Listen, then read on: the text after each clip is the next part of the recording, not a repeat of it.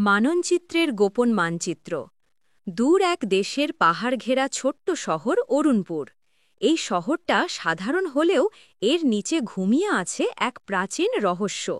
সোনার নগরী অলিন্দ্রা নামে হারানো এক শহর। লোকমুখে শোনা যায় অলিন্দ্রা ছিল এমন এক নগরী যেখানে মাটির নিচে লুকিয়ে আছে সীমাহীন সোনা, রত্ন আর জাদু। কিন্তু এক অভিশপ্ত রাতে পুরো শহরটা ধসে যায় পৃথিবীর বুকের নিচে। তারপর থেকে শুধু একটা গোপন মানচিত্রের টুকরোই বেঁচে আছে, যেটা কেউ খুঁজে পায়নি শত বছরেও।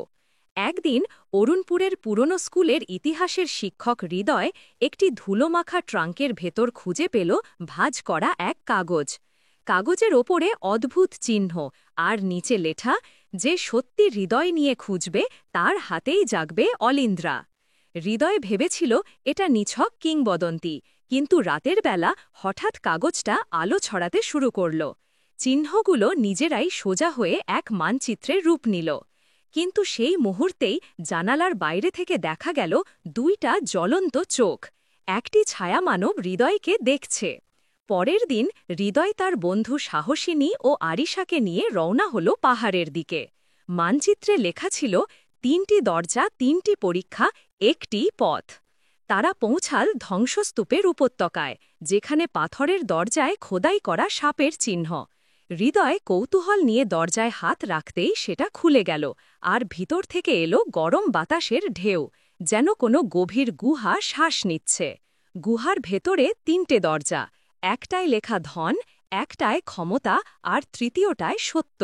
হৃদয়ের বন্ধুরা প্রথম দুইটা বেছে নিতে চাইল, কিন্তু সে বলল মানচিত্রে লেখা আছে যে সত্যি হৃদয় নিয়ে খুঁজবে। সে তাই তৃতীয় দরজাটা খুলল। হঠাৎ সব আলো নিভে গেল, শুধু এক কণ্ঠস্বর, তুমি কি প্রস্তুত সত্য দেখার জন্য? হৃদয় দেখল অলিন্দ্রার মানুষের দুঃখ, লোভ আর ধ্বংসের দৃশ্য। তখনই সে বুঝল শহরটা হারায়নি, নিজেদের পাপেই ডুবে গেছে। দ্বিতীয় ঘরে ভয়ঙ্কর ছায়াজীবেরা ঘিরে ফেলল ৩ জনকে। আরিশা চিৎকার করল, আমরা মরব। কিন্তু সাহসিনী এগিয়ে গিয়ে বলল, তোমরা বাস্তব না, শুধু আমাদের ভয়।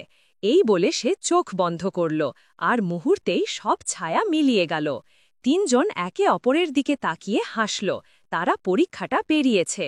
সব শেষে এক গভীর খাদের ওপারে জ্বলজ্বল করছে সোনালি দরজা। কোনো সেতু নেই, মানচিত্রে শুধু লেখা, বিশ্বাসী তোমার পথ। হৃদয় বলল, পা বাড়াও, ভয় পেও না। সাহসিনী প্রথম পা রাখতেই নিচে আলো জ্বলে উঠল, আর ধীরে ধীরে গড়ে উঠল আলোর সেতু। তারা ৩ জন একসাথে দরজার ওপারে পৌঁছে গেল, আর ঠিক তখনই দরজার ওপাশে দেখা দিল অলিন্দ্রার হারানো নগরী।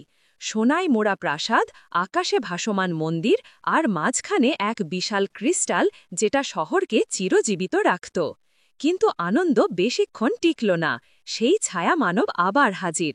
সে আসলে অলিন্দ্রার পুরনো রাজপরামর্শদাতা, যে অভিশপ্ত হয়েছিল শহরের পতনের সময়। সে বলল, আমি অলিন্দ্রাকে পুনর্জীবিত করতে পারি, কিন্তু তোমাদের একজনকে এখানে চিরতরে থাকতে হবে। হৃদয়, সাহসিনী ও আরিশা একে অপরের দিকে তাকাল। অবশেষে হৃদয় বলল, আমি থাকব, কিন্তু শহরটা যেন আবার আলোয় ভরে ওঠে। ছায়ামানব মৃদু হেসে বলল, তুমি পরীক্ষা উতরেছ, আসলে ত্যাগই ছিল শেষ শর্ত। হঠাৎ পুরো নগরী জেগে উঠল, হৃদয়ের চোখে আলো পড়ল, আর সে জ্ঞান হারাল। যখন জেগে উঠল, সে আবার অরুণপুরে, হাতে সেই পুরনো মানচিত্র, কিন্তু এবার মানচিত্রের নিচে লেখা, অলিন্দ্রা এখন নিরাপদ, তোমার হৃদয়ই ছিল চাবিকাঠি।